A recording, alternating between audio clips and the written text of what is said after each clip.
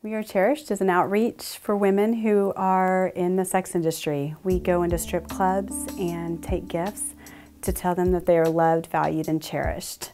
Every month we go into approximately 8 clubs in the area.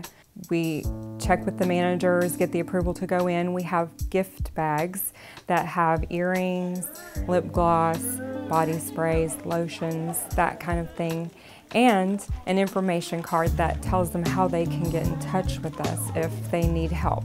Our first outreach, God opened up every single door. Managers asking us back, the house moms, they're asking us back, and our cards say that you are loved, valued, and cherished. And some of us have been in the industry, and through our testimonies and our lives, we want to pour into you. I knew we would reach the women in the clubs, but I had no idea what kind of impact it would have on the women in our church, in our community. God is just pricking the hearts of all these women who we've all just worked very hard to live in our own little bubbles. I know I've worked very hard to create my own bubble, and God is popping those and making them realize that you don't have to be ashamed of your past, because Christ has washed us white as snow. 66 to 95% of the women who dance in bars have been sexually abused as children.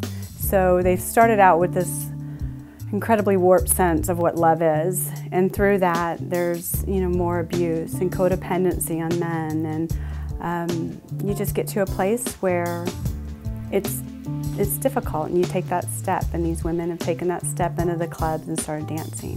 When somebody falls from grace, when somebody makes a mistake, we have a tendency to dehumanize that person, and especially if it's a woman in the sex industry. We don't even think of her as a human being, because she's obviously choosing to do that, when the truth is she does not know how to get out. They're God's children. They're your sister. They're your aunt. They are your daughter, could be your daughter. So they're real women suffering and struggling.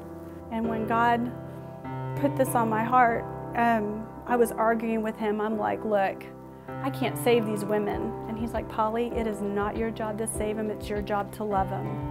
And I couldn't argue with that. That's when Polly came to me. That's when Polly shared her story with me, and the story that was almost identical to mine. And my jaw hit the floor, and I asked God why. I'm fine, I'm happy here. Thank you for redeeming me, restoring me. Can't I just be here, and love you? And this is really what he said to me. He said, if you don't do this, then your story, everything that you've gone through, everything that's happened, everything you've done is wasted.